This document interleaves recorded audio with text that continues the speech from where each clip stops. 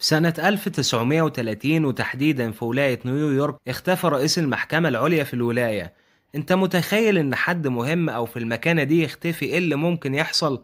طبعا الدنيا كلها اتقلبت عليه، والشرطة فضلت تبحث في كل مكان، وقفلت الطرق العمومية وعملت لجان تفتيش للبحث عن اللي خطفوه او يحددوا يعني مكانه حتى.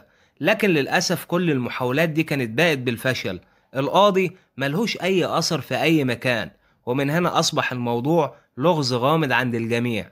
ده حتى بعض المواطنين اللي هي يعني الناس العادية كانت بتدور عليه ليل ونهار، وده باختصار لأنه أخد منهم مبالغ علشان يخلص لهم أوراق تخص الأراضي والمصالح الشخصية اللي ما بينهم وخلافه. نسيت أقولك إن القاضي ده اسمه جوزيف فورس كراتر، وحاليا في مثل شعبي متداول ما بين الناس في أمريكا بيقول اختفى كاختفاء كراتر. عايز أقولك كمان إن المحققين في أمريكا لحد يومنا النهاردة بتحاول تفك لغز الاختفاء الغامض ده، يعني تقريبا كده بعد مرور 90 سنة. في رواية بتقول إن هو هارب مع صديقته سالي، لأن هي كمان اختفت للأبد بعد ما حصلوا هما الاتنين على مبالغ ضخمة جدا تخص التآمر على العدالة وغيرها، وأخدوا الفلوس دي وعاشوا في مكان بعيد محدش يعرفهم فيه بعد ما اتنكروا وغيروا من أوراقهم وإثبات الهوية.